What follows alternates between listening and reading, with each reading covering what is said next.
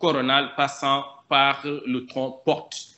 Ici, on voit aisément ici le duodénum.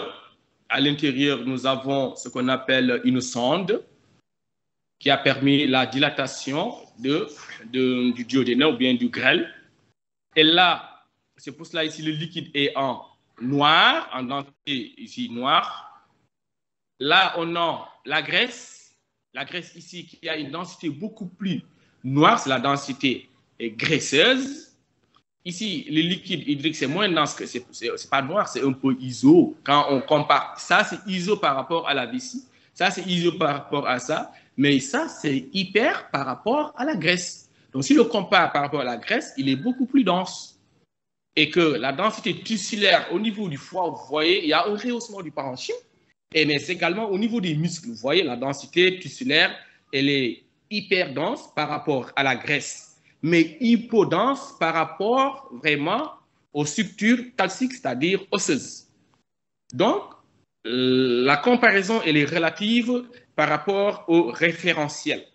Donc, une lésion qui est hypo, donc si c'est hypo, c'est par rapport à quelque chose. Une lésion qui est hypo par rapport au foie peut être hyper par rapport à autre chose. Donc, il faut toujours, quand vous allez dire c'est une lésion qui est iso ou bien hypo ou bien hyper, il faut toujours préciser le référentiel pour permettre vraiment aux correspondants de mieux voir la lésion ou aux autres étudiants.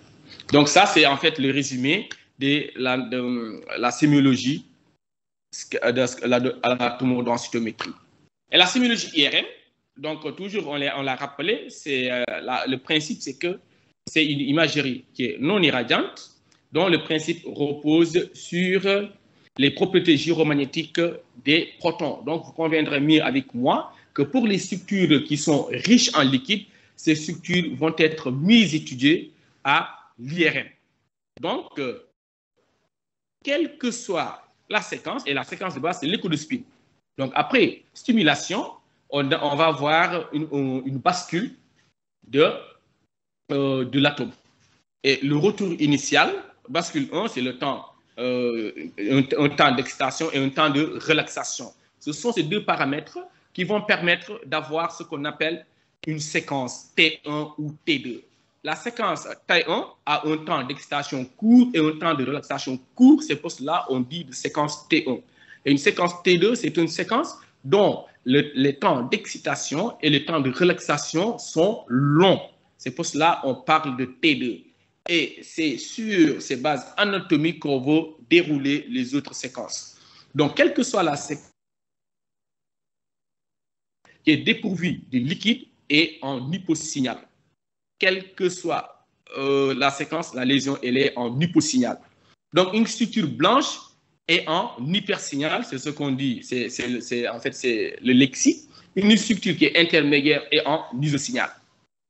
Mais on peut utiliser aussi une lésion qui a un signal qui est intermédiaire.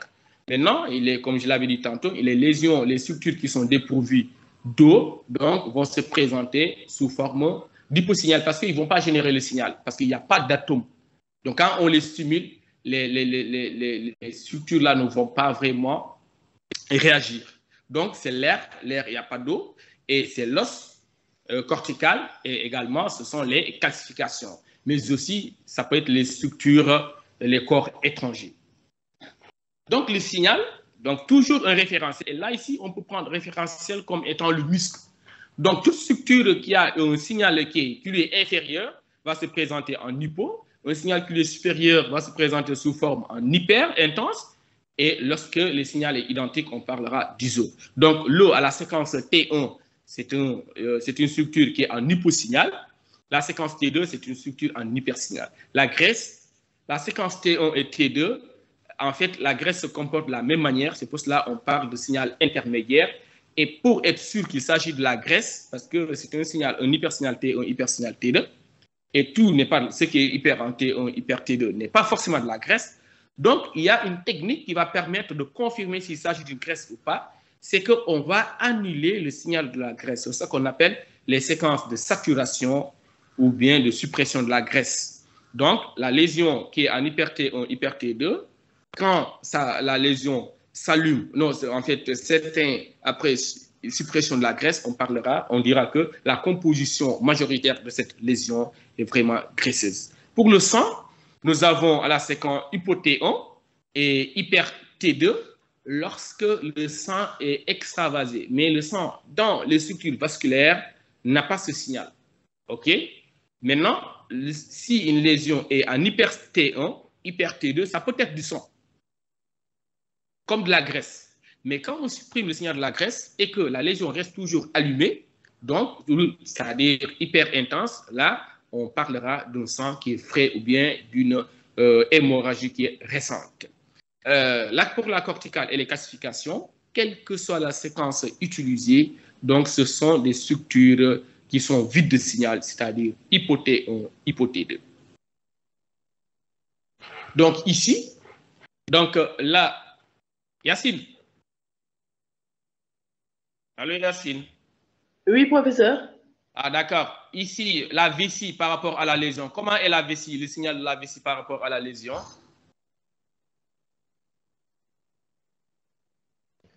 Vous comparez le signal de la vessie.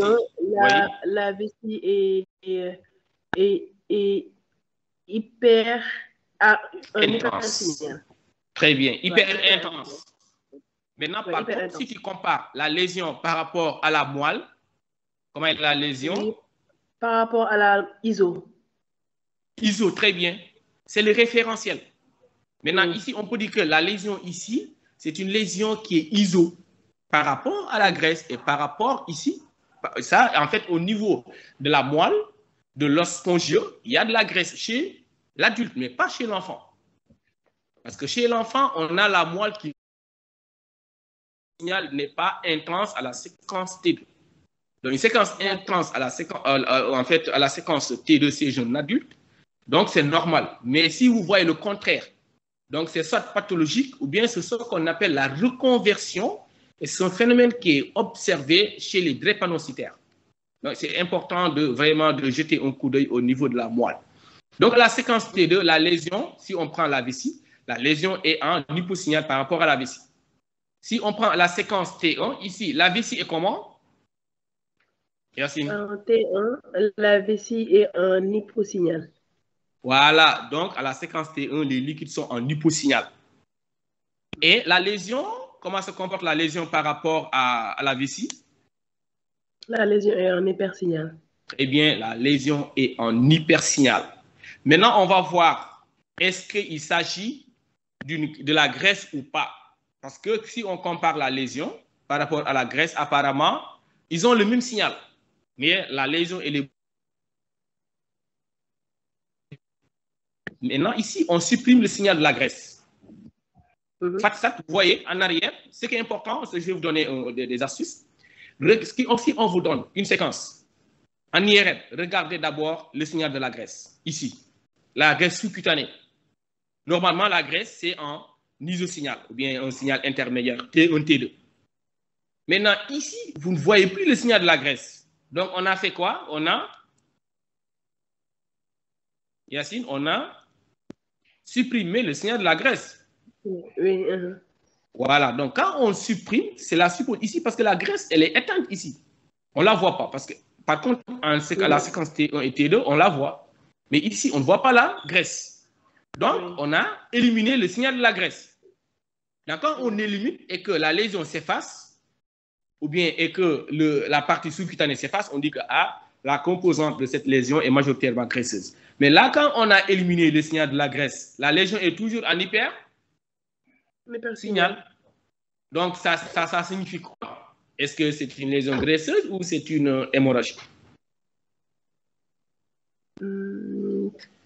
Que c'est une hémorragie. Très bien, c'est une hémorragie. C'est une hémorragie qui est récente.